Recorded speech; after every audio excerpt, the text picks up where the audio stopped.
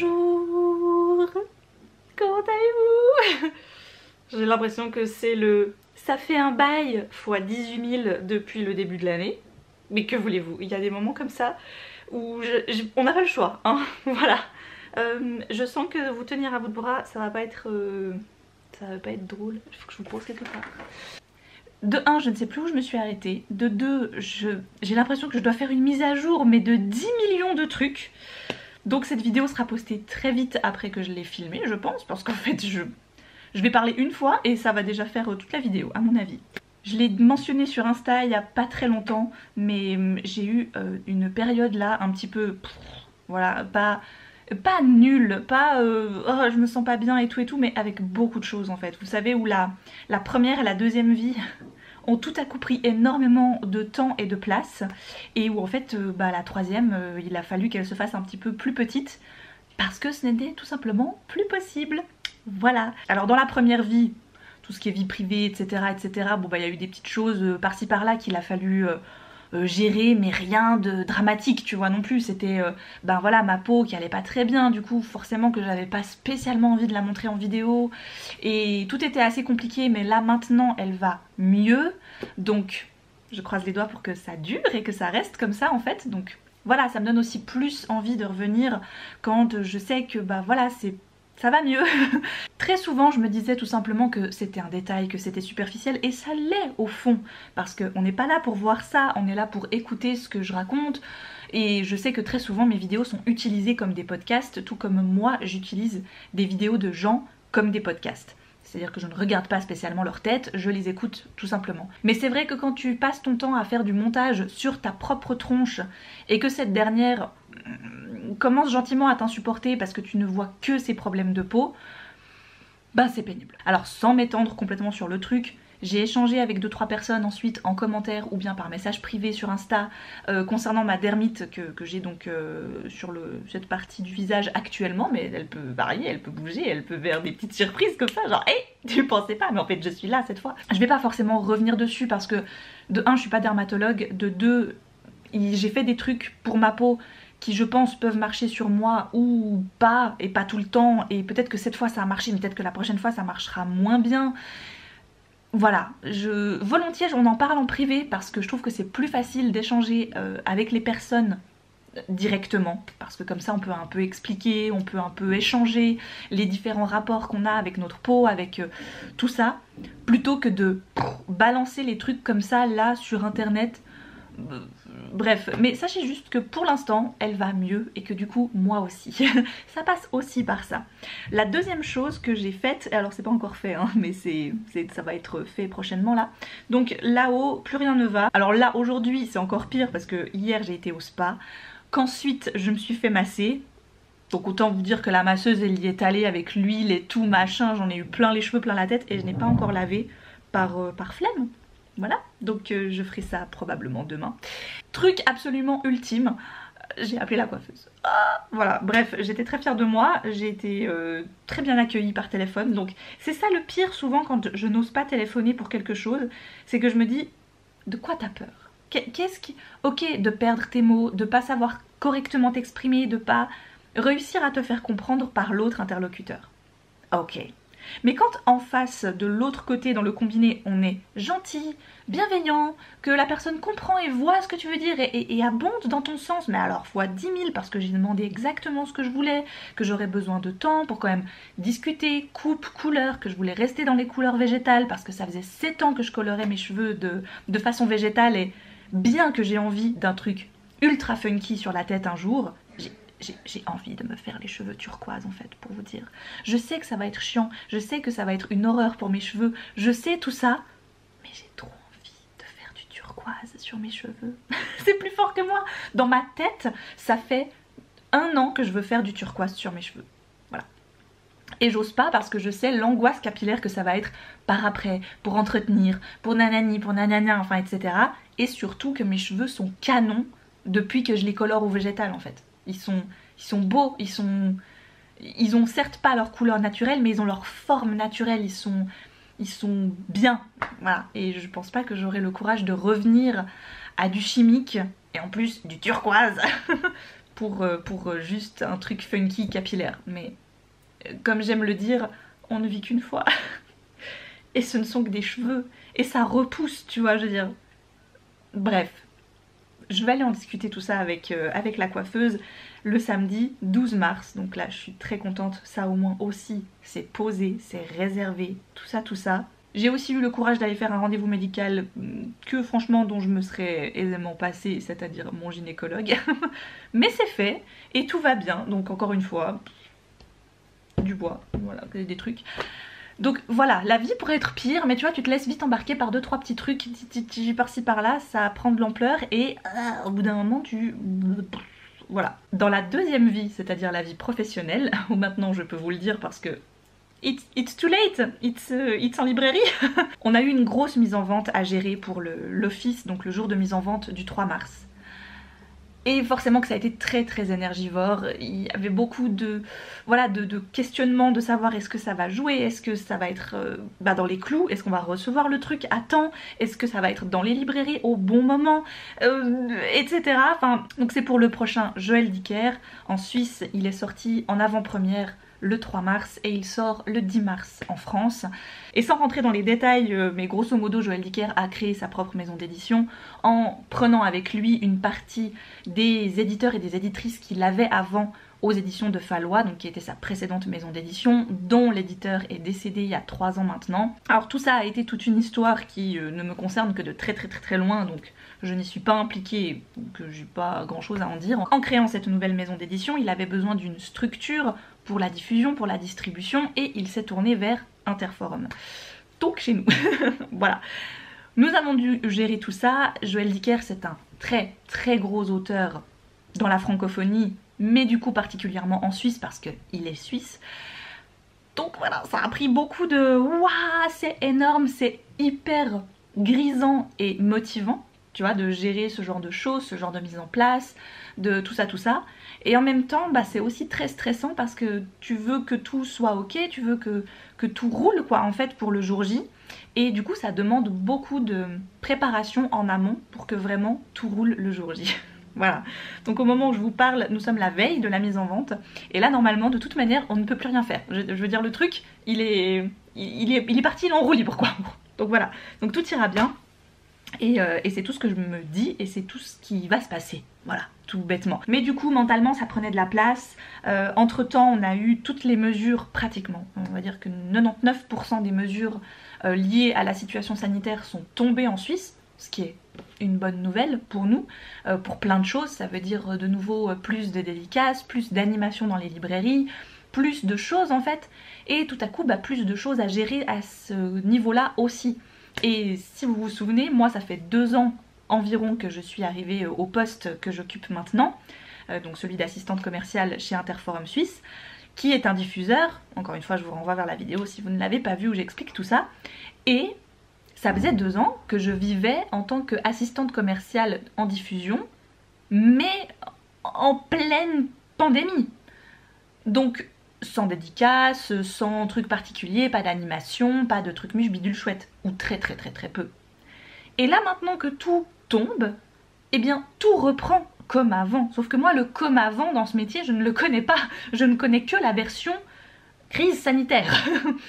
Donc c'est vrai que tout à coup ça a fait beaucoup de petites choses qui se sont accumulées. Des demandes d'animation par-ci, des demandes de dédicaces par-là, des machins, des coordinations que tout à coup il faut avoir, les salons, les événements qui reprennent, tout ça. Je vous en ai parlé dans ma dernière tranche de vie. Bref, je me suis laissée un petit peu submerger. La mise en vente du Joël Dicker par-dessus tout ça, enfin voilà, ça a fait un gros pouf qui a fait que quand je rentrais chez moi ou que quand j'avais congé ou ce genre de choses, je n'avais absolument ni le temps ni l'envie de prendre la caméra. Voilà, mais comme ça vous avez eu un petit récap. Vous avez eu une petite mise à jour. Voilà ce qu'il en est. N'est-ce pas? Je viens de me faire la séance de yoga la plus parfaite du monde. Encore une fois, merci Joe pour sa chaîne Yoga Fire que j'avais délaissée au moment où je me suis fêlé une côte. Parce que j'avais un peu peur de faire n'importe quoi et de voilà. Mais maintenant que je suis bien rétablie, je prends énormément de plaisir à en refaire. Et là c'était ma première séance depuis très longtemps. Et comme je vous disais que c'est dans le stress, voilà, j'ai fait une séance spéciale sérénité. C'était trop bien. Je montre Claire en fait. Pas trop vous éblouir non plus, hein. Il y a beaucoup de lumière hein, dans cet appartement tout à coup. Oh. Il y a un mois de ça, plus ou moins, j'avais évoqué le fait, vite fait comme ça. Genre, tu sais, je suis celle qui poste très peu sur Insta. Donc du coup, quand j'ai des trucs à dire, des fois, je me dis, je vais aller le mettre là-bas, mais en fait, personne verra. En fait, si, il y a 7000 personnes qui voient mes stories en général, mais bah, c'est personne. J'avais évoqué le fait que j'avais potentiellement craqué. C'est-à-dire, quand je dis craquer, j'ai acheté des livres moi-même. C'était mon choix, c'était des livres qui étaient dans ma wishlist. Ce ne sont pas des livres que j'ai eu la possibilité d'avoir gratuitement grâce à mon métier. Ce sont des livres que j'ai achetés. Il y a quand même une différence, je trouve, entre le fait d'acheter un livre. Waouh! L'agression de la lumière, il faut que je me mette ailleurs, ça va pas du tout là. J'essayais de vous expliquer donc que pour moi il y a une grande différence entre recevoir des livres gratuitement comme ça et acheter ces livres. Quand tu achètes un livre, pour moi c'est réfléchi, c'est assez rare, quoique ça m'est arrivé quand même plein de fois, mais je réfléchis quand même beaucoup plus parce que je me dis c'est de l'argent, c'est...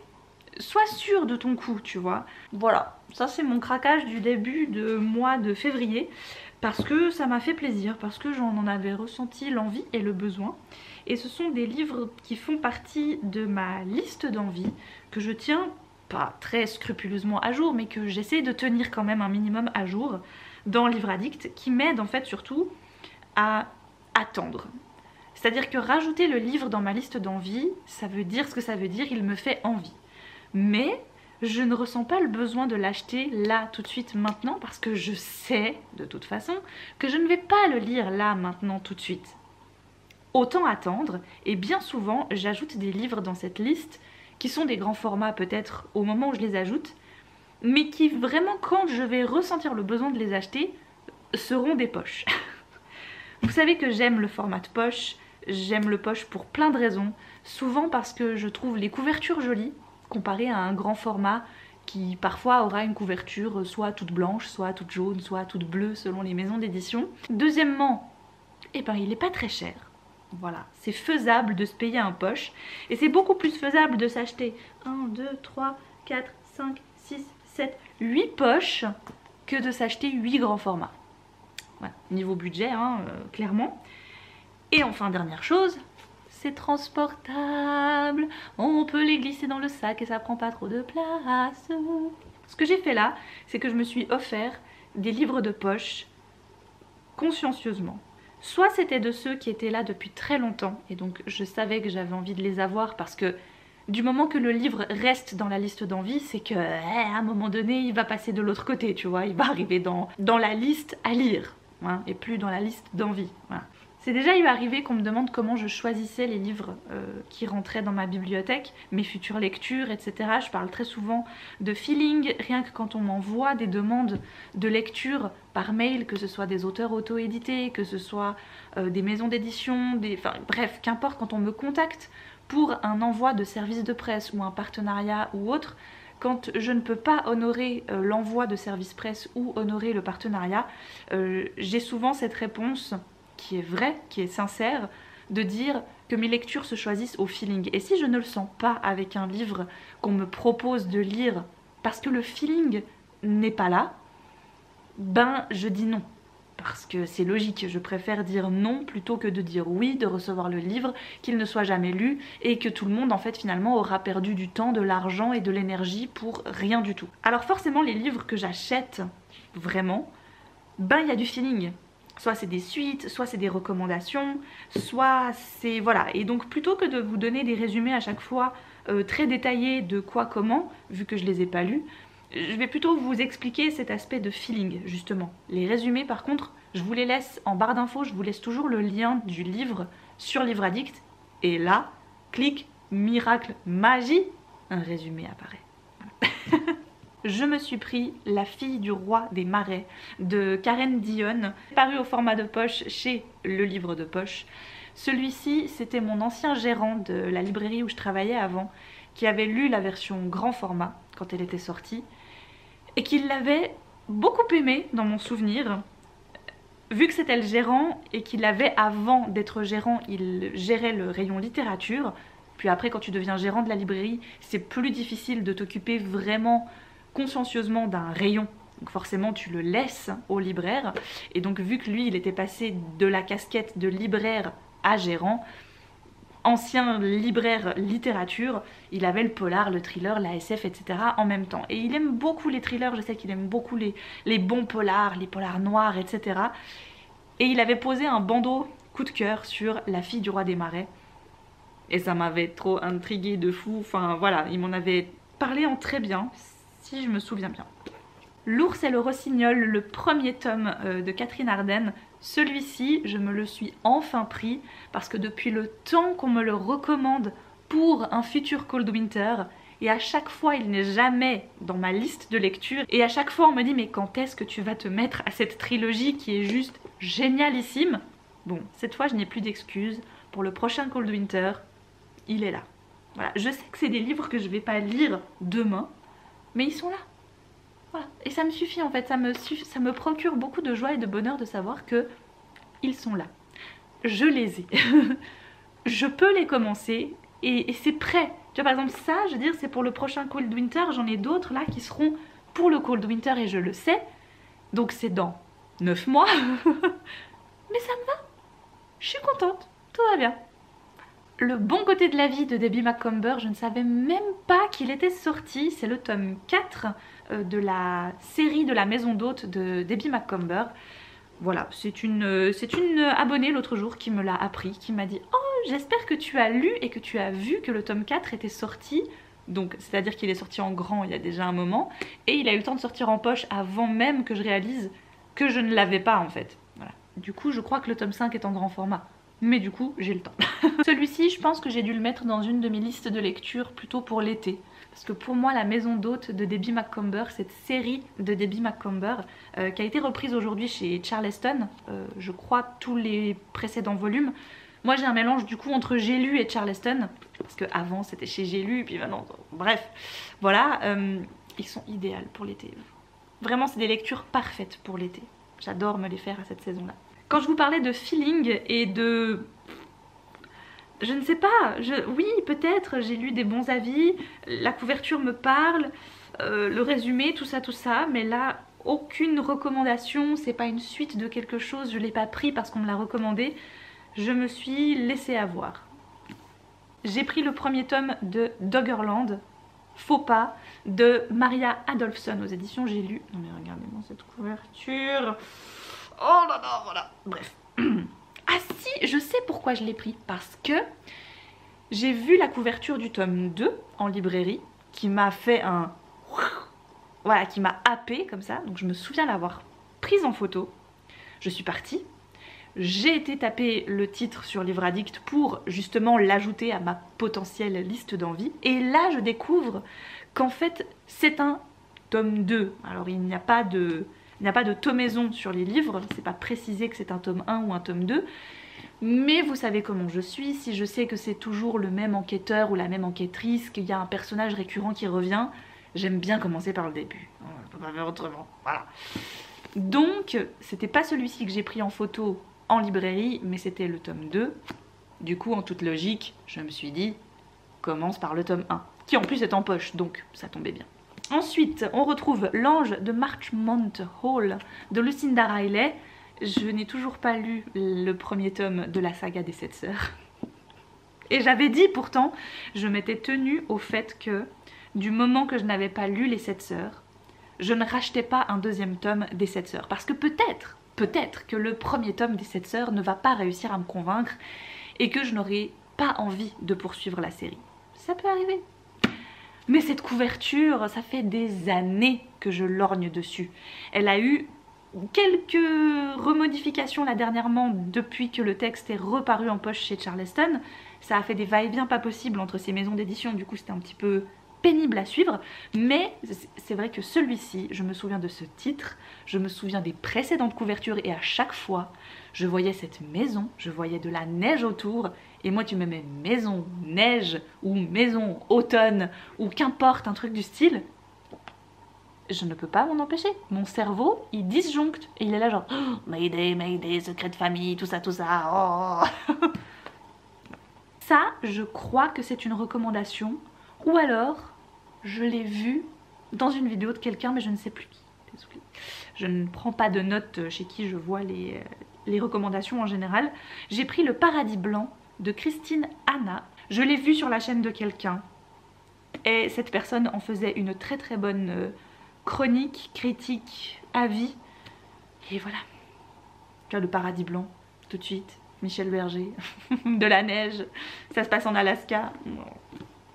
Je suis faible quand même. Hein. Je craque vraiment toujours pour les mêmes choses, quoi. C'est fou. C'est fou. Mais je pense que c'est aussi une qualité de se rendre compte de ce qu'on aime. Parce que je me faisais cette réflexion. Allez, il me reste 2 livres à vous présenter. Je vais faire ma réflexion d'abord avant de l'oublier. Vincent s'est pris un nouveau jeu. Vraiment le jeu que beaucoup de monde attendait, qui est un triple A, donc ça veut dire que c'est un peu dans les blockbusters du jeu vidéo, tu vois. Le nom du jeu c'est Elder Ring, je crois. Je vous mettrai la pochette là, parce que je ne sais pas du tout.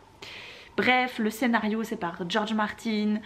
C'est un jeu qui était très attendu par un studio qui est très apprécié, tout ça, tout ça. Très heureux, Vincent prend ce jeu, tous ses potes ont ce jeu, donc forcément il est très impatient de jouer à ce jeu. Et alors que moi j'étais en train de lire Pénard dans le fauteuil juste ici, lui était là en train de faire ce jeu, et donc je jetais un œil de temps en temps pour... Voilà, parce que moi je joue pas aux jeux vidéo, ça ne m'intéresse pas plus que ça, mais j'adore voir les graphismes, j'aime quand il joue à des beaux jeux, voilà, ça me plaît dans ce sens-là, mais j'aime pas y jouer.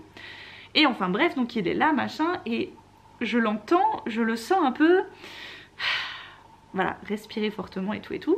Et donc, il met sa partie en pause, moi je mets mon livre en pause. J'étais aussi sur 1 et 2 livres que j'arrivais pas. J'étais pas emballée, ça me parlait pas, j'arrivais pas à aller au-delà. Et en fait, au bout de la page 50, ce qui est peu, j'ai décidé d'arrêter en fait, parce que j'étais en train de réfléchir déjà à combien de pages il me restait à lire avant de pouvoir commencer un autre livre. Et du moment que je suis en train de penser ça alors que je lis un livre, pour moi c'est assez mauvais signe. Ça veut quand même dire que ce que je suis en train de lire ne m'intéresse pas plus que ça, et que en fait je prendrais vachement plus mon pied à lire autre chose. Donc soit il faut que je l'abandonne pour l'instant, soit il faut juste que je l'abandonne tout court, et c'est pas grave. Donc j'étais en train de me dire ça dans ma tête, et je sentais le monsieur qui est en train de rouspéter un peu sur le canapé. Il met son truc en pause, j'enlève mes écouteurs, machin, et on commence à discuter, je lui demande si son jeu lui plaît, et ça le botte pas. Ça le botte pas, ça l'intéresse pas plus que ça, il est pas hypé du tout par cette histoire, bref, plein de choses le dérangent.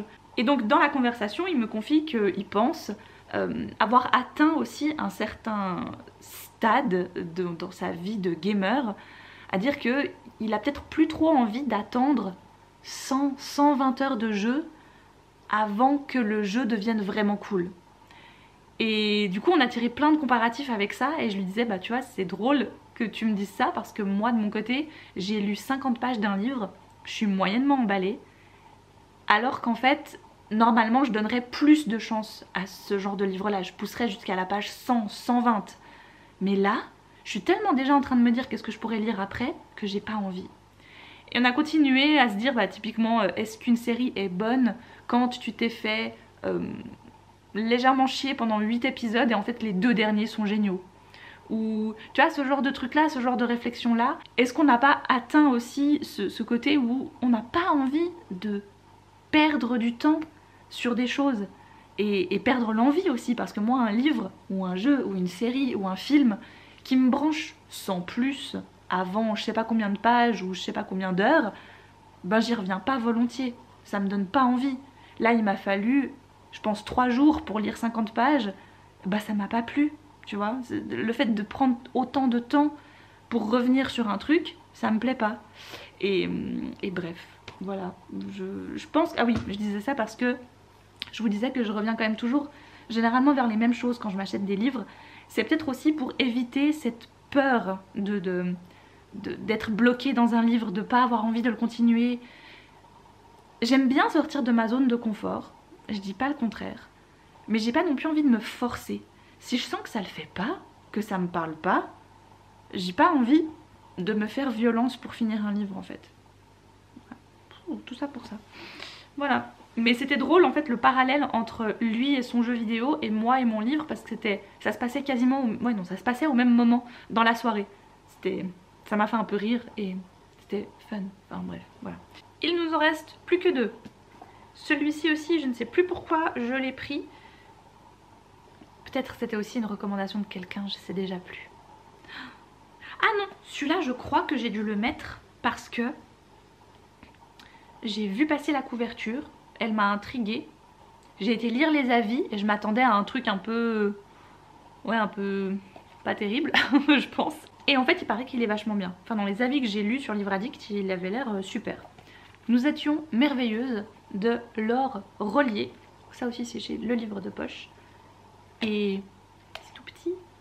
Et je l'ai mis dans ma pile à lire de l'été parce que ça se passe pendant l'été de leurs 18 ans à 4 copines. Et puis les années vont passer. Et puis elles sont adultes, elles auront chacune fait leur vie. Et elles décident de retourner à cette fameuse destination où elles avaient été toutes les 4 pendant l'été de leurs 18 ans. Et de revivre potentiellement un petit peu le truc. Voilà, il paraît qu'il y a un twist, un truc à la fin.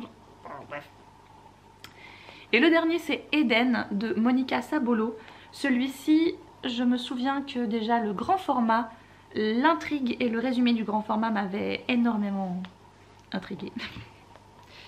Et j'aime pas quand vous collez des autocollants comme ça sur les livres. Enfin, faux, à choix. Je préfère que ce soit un autocollant plutôt que imprimé sur la couverture. Mais honnêtement, moi le fait de savoir que c'est le prix des lecteurs sélection 2021, j'en ai rien à péter en fait. Mais ça va, c'est un autocollant, je peux l'enlever, maintenant il n'y a plus. Quand c'est déjà imprimé dessus, ça m'énerve. Bref. Donc, Eden de Monica Sabolo.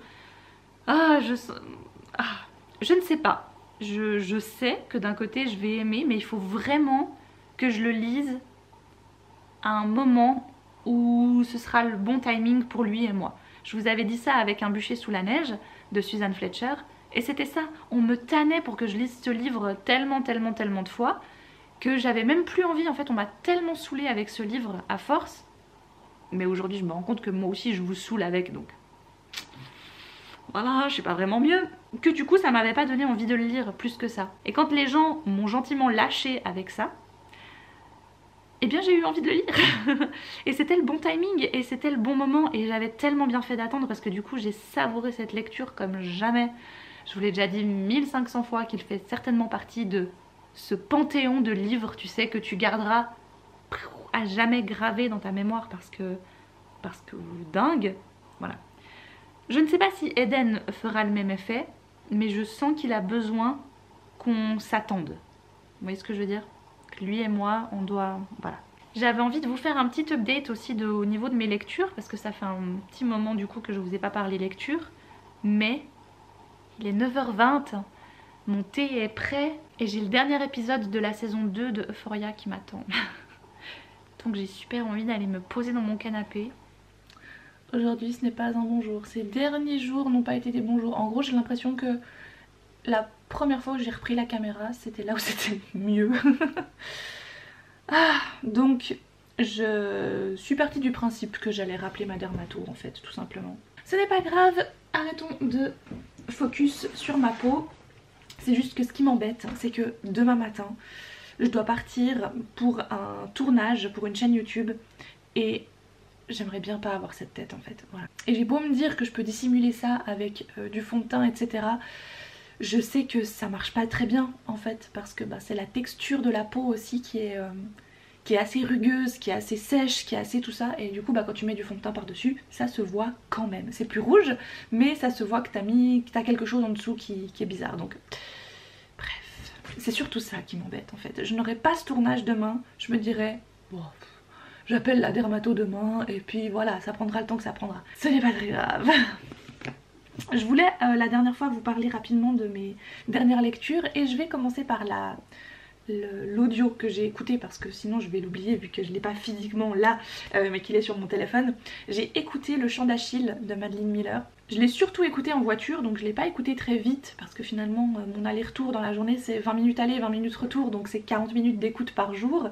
Il y a d'autres fois où j'ai écouté de temps en temps pour bah voilà, je sais pas, en allant étendre la lessive ou enfin ce genre de choses, mais c'est toujours des tout petits moments et du coup ça fait pas des plages de lecture très longues. Je vais pas beaucoup vous la résumer je pense parce que c'est l'histoire d'Achille, mais c'est surtout l'histoire de Patrocle et de la guerre de Troie, mais vue du point de vue de Patrocle. Circé est toujours dans ma liste de livres à lire, je ne l'ai toujours pas lu, voilà, ça fait des années que je l'ai et à chaque fois je me dis oui, je vais le lire cette fois, je vais le lire cette fois, je vais le lire cette fois et à chaque fois je ne le lis pas. Mais quand j'ai vu que Le Chant d'Achille était sorti en version audio, je me suis dit que c'était la bonne occasion de peut-être commencer par celui-ci finalement, parce qu'il est sorti avant Circé. Ça change rien dans le schmilblick, mais enfin, bon, et ma logique imparable, bref. Donc, j'ai écouté Le Chant d'Achille. Ça m'a peut-être permis aussi de me mettre dans l'ambiance de la plume de Madeline Miller, que j'ai trouvé incroyable, vraiment très très agréable. Elle a vraiment une belle façon de raconter les histoires, de rendre quelque chose de connu dans les grandes lignes, en quelque chose de très profond et de très puissant. Toutes ces petites apartés, tous ces petits moments en fait un peu plus intimes avec les personnages, c'est quelque chose que tu peux imaginer quand tu t'intéresses à la mythologie, quand tu connais les histoires de façon assez basique. Moi je suis pas une grande passionnée, je suis pas une grande connaisseuse de la mythologie grecque par exemple, je connais les noms, je connais plus ou moins les histoires, mais je me suis jamais plus intéressée que ça aux mythes et légendes. Mais là, Madeline Miller, pour moi, va plus loin et elle a ce côté très empathique avec ses personnages. Pas tout blanc ou tout noir. Il y a vraiment toujours cette ambivalence entre les deux. Achille peut à la fois être très agréable, comme très désagréable comme personnage. Patrocle aussi. Et dans le roman, il a à la fois ce côté très noble, très loyal, mais ce bon côté de la loyauté. Et tout à coup, ça vire à ce côté, non mec, c'est too much là, stop, arrête, ne fais plus ça, ne fais pas ça, parce que vraiment tu te fais du mal et limite tu fais du mal aux autres à un moment donné. Donc c'était une très belle lecture, c'était une version audio très agréable à écouter et du coup je me réjouis de lire Circé. Enfin, je voulais pas dire que je vais le faire cette année parce que hein, je me connais. Je suis désolée, vous êtes un peu les premières personnes à qui je parle ce matin. Du coup ma voix elle n'est pas encore totalement réveillée. Dans la dernière vidéo tranche de vie, je vous laissais sur Six of Crows, le premier tome. Alors il n'y a pas eu le live débriefing avec Emily, Nin, Moody et Lily parce que en fait Emily déménageait le week-end où le live aurait dû avoir lieu. Ce qui fait que bah, pas de connexion internet, le stress du déménagement, tout ça, on sait tous ce que c'est. On a préféré le reporter et du coup il va arriver le 27 mars. Comme ça on s'est dit 27 février, 27 mars, kiff kiff. Les gens ils vous auront retenu cette date et puis voilà. Donc, 27 mars, on sera là pour parler de Six of Crows, des 2 tomes. Ce qui m'a un petit peu arrangé du coup, c'est que au début du mois, j'étais donc en train de terminer Six of Crows et j'avoue que de pouvoir attendre un peu et de lire d'autres livres en fait entre le 1 et le 2, ça me plaisait aussi beaucoup. Donc, du coup, le tome 2 de Six of Crows sera lu d'ici... On est quoi là? On est déjà le 5 mars 6 7 je sais plus. Le 6. Donc... je pense potentiellement le lire après le livre que je suis en train de lire maintenant. Comme ça sera très frais dans ma tête, mais en même temps j'aurai eu une certaine coupure entre le 1 et le 2 qui va peut-être m'éviter de mélanger certaines choses. Pendant la dernière vidéo, je vous en avais quand même déjà beaucoup parlé, je vais pas beaucoup revenir dessus. Jusqu'à la fin, j'ai énormément aimé cette histoire, j'ai plus qu'adoré les personnages et je pense que jusqu'à présent c'est une de mes meilleures lectures de 2022 et je suis très contente que ça fasse partie de mes meilleures lectures de 2022 et que ce soit dans la catégorie Young Adult. J'avais envie de revenir là-dessus parce que depuis 2 ans maintenant que je ne suis plus en librairie, que je n'ai plus de rayon à gérer, donc tu vois j'ai plus de livres à vendre en particulier qui sont liés au rayon que j'avais avant en librairie. Je trouve que quand on est libraire et qu'on a la charge d'un rayon en particulier, c'est difficile de lire autre chose que les livres qui sont dans ce rayon. Certes, on va prendre des livres qui nous plaisent, qui nous parlent, que je sois en littérature jeunesse, ce qui a été le cas pendant 4 ans, ou que je sois en littérature, ce qui a été le cas pendant 3 ans. Je lisais de toute façon des livres qui me plaisaient, qui me parlaient de base. J'allais pas commencer à lire des livres qui m'intéressaient pas juste parce qu'il aurait fallu que je les lise pour les vendre. Mais c'est vrai que en tant que libraire en littérature adulte par exemple, je prenais moins le temps de lire des livres young adulte ou jeunesse parce que non, je trouvais ça pas rentable en fait au niveau temps investi dans une lecture. Et j'ai pas mal délaissé la littérature young adulte et jeunesse pendant un temps, et je trouvais ça logique et ça me convenait, ça me manquait pas du tout d'ailleurs. Mais je vous parle de ça parce que j'ai eu une interview à la radio il y a pas très longtemps. Donc ça fait quand même 10 ans que je fais des vidéos, et en 10 ans, je trouve que mon style de lecture a pas mal évolué, et ce qui est normal. Tu prends n'importe quelle personne dans la vie qui aime lire, je pense qu'en 10 ans, il y a peut-être des sujets dans la littérature dans lesquels elle aura fait le tour, et d'autres qu'elle aura envie d'approfondir ou qu'elle va découvrir ou qui tout à coup sont remis un peu sur le devant de la scène et ça va lui donner envie d'en découvrir plus, etc. Enfin bref, à mon avis, je pense qu'en 10 ans, qu'importe le lecteur, tu vois, il évolue. Et donc ce qui est drôle, c'est que dans cette interview que j'ai eue à la radio, ça fait 10 ans que je fais des vidéos, ça fait plus de 10 ans que je lis maintenant, je lis depuis toujours. Et le truc quand même, genre l'étiquette, tu vois, qui reste à chaque fois, c'est... Oui, parce que vous, les booktubeurs, les booktubeuses, vous lisez quand même beaucoup de young adultes. En gros, parce que on parle de livres sur internet, forcément qu'on parle de livres littérature jeunesse H24. Genre tout le temps. Je renie pas du tout le côté lectrice de SF fantasy et de young adulte. Et encore, je trouve que de la SF fantasy, j'en lis pas des masses. Surtout en littérature adulte en fait. Je me rends compte, j'en lis un peu, mais... en comparaison avec les autres genres, je trouve pas que c'est ce que je lis le plus, mais enfin, ok. Et depuis toutes ces années où tu essaies de partager ta passion, il y a toujours cette étiquette-là qui reste. Plutôt que de poser la question autrement et de dire, après toutes ces années, voilà, est-ce que vous avez senti ou vu des changements dans vos habitudes de lecture, dans les styles de lecture que vous avez, et de laisser la personne s'exprimer là-dessus, plutôt que de contourner le truc et... Alors je sais que c'est leur métier, je sais que voilà, quand ils sont journalistes et autres, c'est un peu... ils amènent quand même le sujet vers ce qu'ils veulent. Et pour ma part, j'ai pas du tout honte de lire de la littérature jeunesse. Là maintenant, ça fait 2 ans que j'ai plus de rayon attitré, que je suis plus en librairie. Ben oui, je lis vachement plus de littérature young adulte que les 3 dernières années qui ont précédé ce nouveau poste. Et c'est normal en fait, enfin, je reviens à des choses que j'aime, et parce que, bonté divine s'il vous plaît, faites quelque chose, il y a de très très bonnes choses dans n'importe quelle littérature. Arrêtez de tout le temps mettre des étiquettes sur tout. Oui, je sais que c'est important pour les librairies, pour les bibliothèques, c'est très pratique les rayons, c'est très pratique d'enfermer des livres dans des cases, de dire que ça c'est de la jeunesse, que ça c'est du thriller, que ça... C'est normal, oui, je sais. Mais est-ce qu'on pourrait pas juste arrêter de se battre avec ces carcans tout le temps? Voilà, c'est mon cri de... Ah. Parce qu'il y a 2 ans déjà, je me souviens que pas mal de personnes avaient tiqué quand j'avais recommencé à lire un petit peu de la littérature young adulte. Et il y avait limite eu un peu cette critique, genre je croyais que tu lisais plus de littérature young adulte. Je pense pas qu'elles l'ont dit comme ça, mais enfin bref, dans ma tête, le message sonnait un peu comme ça quoi. Genre, mais d'où je dois rendre des comptes par rapport à ce que je lis, merde. Je lis ce que je veux, et du moment que le livre il est bien, c'est quoi le problème avec le public en fait? Moi je trouve ça génial que les jeunes d'aujourd'hui, attention je vais parler comme une vieille, que les jeunes d'aujourd'hui aient de la bonne littérature. Moi je trouve ça formidable. Moi je trouve ça génial que à bientôt 32 ans, j'arrive encore à vibrer pour des personnages qui ont la moitié de mon âge quasiment, parce que leurs aventures sont cool, parce que ce qu'ils vivent c'est chouette, parce que l'autrice qui a écrit leur vie, leurs aventures, leurs personnages, elle a fait ça bien. Elle a fait ça mais comme il faut, tu vois. Moi je trouve ça plutôt super positif. Et pas du tout... ouais. On en revient encore et toujours à cette frontière, j'ai l'impression, entre les deux littératures. Et je le ressens des fois avec ma mère. Après, je sais qu'elle n'aime pas la fantaisie. Tu peux lui mettre dans n'importe quelle catégorie d'âge, c'est pas son truc. Mais des fois, quand je lui parle d'un roman et que je lui dis que c'est un roman jeunesse, je sens tout de suite une... Oh bon bah c'est pas pour moi alors. Je dis mais pourquoi ce serait pas pour toi? Pourquoi ce serait que pour les gens de la tranche d'âge des personnages? Dans ce cas-là, j'ai pas le droit moi de lire des livres avec des personnages âgés de 50 ans et plus. Ou alors j'ai pas le droit de lire des romans de personnages de 15 ans.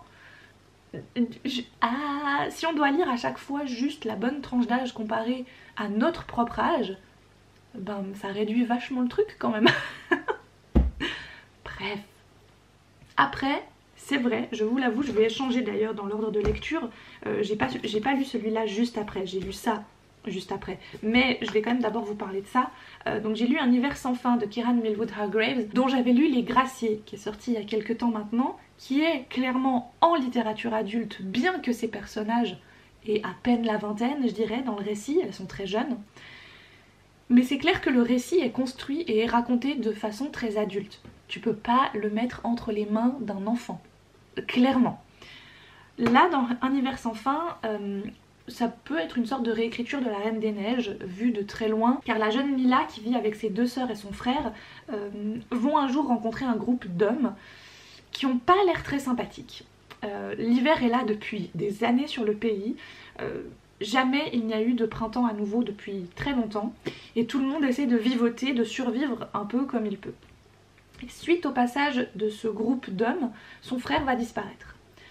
Puis en allant à la ville, les 3 sœurs vont se rendre compte que tous les hommes de la ville ont également disparu. Donc c'est pas seulement leur frère qui a eu une lubie puis qui est parti, c'est vraiment qu'il y a quelque chose qui s'est passé. Sauf l'enfant mage Rune, qui lui est toujours là. Et à ce moment-là, les 2 personnages, Rune et Mila, vont partir en quête de ces hommes qui sont partis, qui se sont volatilisés. Donc ils vont aller à leur poursuite pour essayer de les ramener. J'aime bien parce qu'en anglais il y a un terme pour ce type de tranche d'âge de lecture, c'est un middle grade, c'est pas une première lecture, mais c'est pas de la littérature ado non plus, c'est vraiment l'entre-deux, on va dire le 8-12 ans par là autour, je dirais. Et clairement celui-ci en fait partie. Et c'est sûr qu'à l'âge de 32 ans, lire un middle grade, pour moi il y a une sorte d'inachevé. Vous voyez ce que je veux dire? C'est que je sais bien et je sens bien que les auteurs ou les autrices n'ont pas vraiment le choix de quand même rendre leurs textes et les aventures de leurs personnages accessibles. Il faut pas que ce soit trop compliqué non plus, on prend pas les enfants pour des débiles, mais ils ont peut-être pas non plus tous encore la concentration qu'on aurait par exemple un ado pour Six of Crows, qui est quand même très fouillis, très charnu comme bouquin, et qui si tu le suis pas assez attentivement, tu peux être un petit peu perdu, gavé parce que tu ne comprends pas, parce que tu peux pas aller plus loin, parce que c'est compliqué, il y a beaucoup de détails, etc. Dans un middle grade en général je trouve, et c'est normal qu'à cet âge-là t'adores ça, c'est accessible, c'est pour toi, il y a de l'aventure, mais en tant qu'adulte c'est clair qu'il va manquer un peu ce petit quelque chose d'approfondissement, ce que je n'ai pas eu là.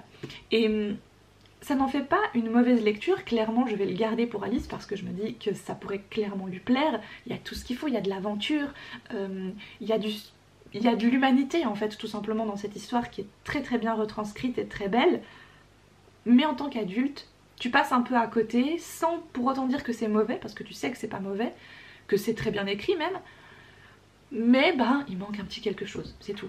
Et pour moi il y a une grosse différence entre justement un public première lecture, middle grade et young adult. C'est notable, voilà. Et comme certes il y a une différence entre de la littérature young adulte et de la littérature adulte, mais pas tant que ça. J'ai envie d'expliquer un truc dans ma tête et j'arrive pas.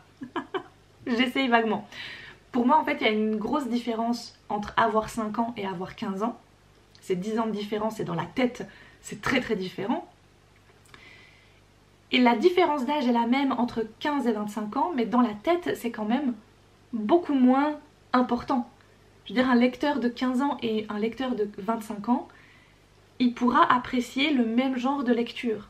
Parce qu'un lecteur de 5 ans et un lecteur de 15 ans, non, tu vois, ça paraît logique. C'était le moment réflexion de Margot, excusez-moi, voilà. Tout ça pour dire que, oui, je reprends énormément de plaisir à lire du young adulte ces derniers temps, et je ne vais pas m'arrêter parce que j'ai 32 ans. Voilà, ça c'est la petite pique pour le monsieur de la radio de l'autre jour. C'est pas parce que t'as tel ou tel âge que forcément t'as une sorte de couperet qui tombe, tu sais, pour te dire genre maintenant t'as passé l'âge, tu ne peux plus. Tu n'as plus le droit, tu n'es plus un jeune adulte, donc non. Tu sais, moi dans ma vie, dans ma tête, quand j'avais 15 piges, j'étais sûre qu'à l'âge de 25-30 ans, je serais vieille, tu vois, dans ma tête. Je dis, c'est bon, tu sais, t'auras ta vie d'adulte, actée, machin, ça veut dire que tout ce que tu fais, tout ce que tu entreprends dans la vie, t'auras pas peur de le faire, t'auras pas de triturage de cerveau et tout sera clair et limpide, tu vois, à 25-30 ans. Pour moi, c'était clair comme de l'eau de roche que ça allait être ça, la vie d'adulte, tu vois. Et je voyais les gens de 25-30 ans comme des dieux, tu vois. Pour moi, ils étaient, mais genre le plus de la vie, tu vois. C'était vraiment genre... Et quand j'en discute aujourd'hui avec ma mère et qu'elle me dit qu'à son âge, elle s'est jamais sentie aussi bien qu'avant, je me dis ah ouais.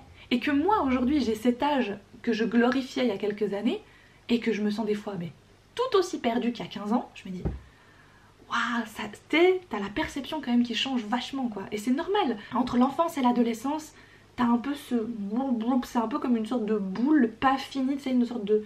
T'essaies de faire une sphère, une boule en pâte à modeler ou je sais pas quoi, puis c'est encore tout... Ça ressemble pas à une boule, tu vois. Et toi tu te dis, t'es cette boule complètement informe, en mode genre qu'est-ce que je vais faire, qu'est-ce que je vais devenir.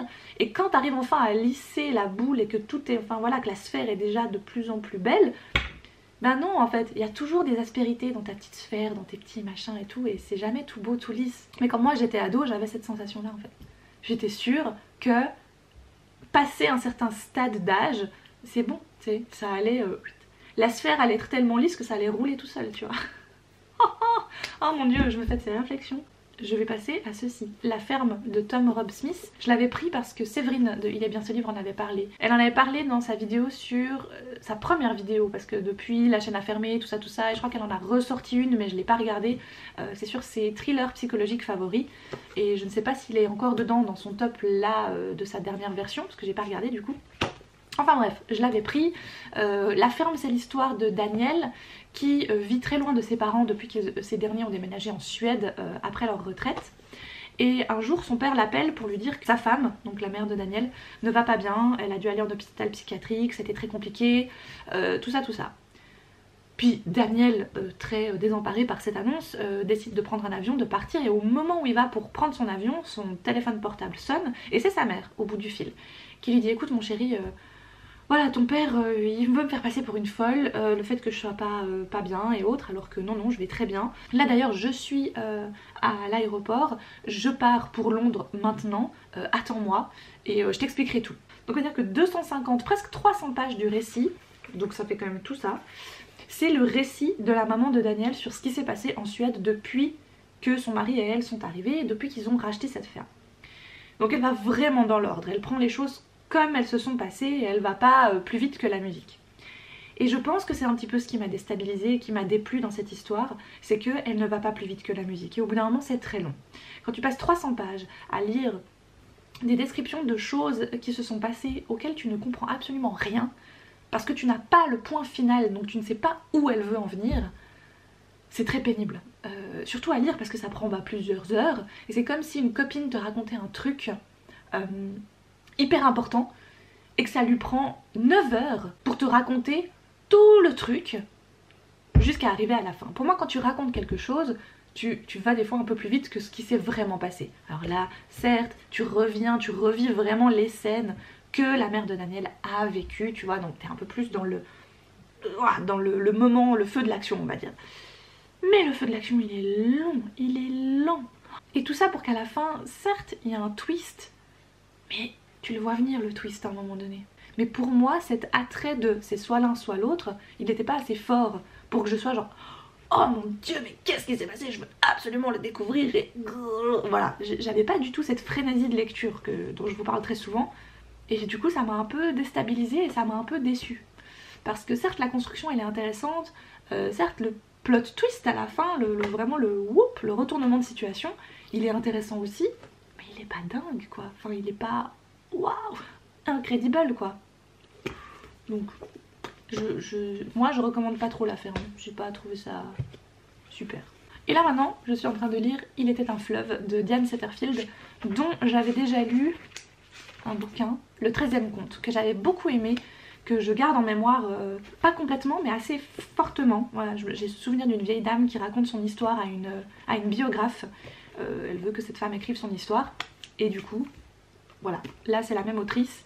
L'histoire est très chouette, ce qui m'a tout de suite interpellée c'est un plaisir de lecture à la Dickens. Il y a vraiment pour moi, quand j'entends Charles Dickens, je vois toujours ces deux opposés. le froid, la nuit de dehors et le réconfort, le cosy, le chaud du dedans.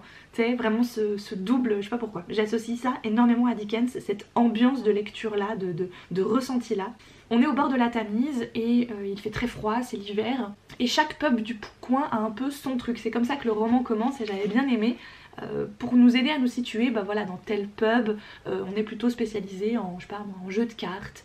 Là, dans ce pub là, les gens viennent parce que je sais pas, ils aiment tirer au couteau, enfin bref, j'invente. Donc dans le Swan, là où nous on va se retrouver, ce qui s'échange, ce que les gens font quand ils sont dans ce pub, c'est qu'ils échangent des histoires. C'est le truc du pub, et déjà j'adore ça.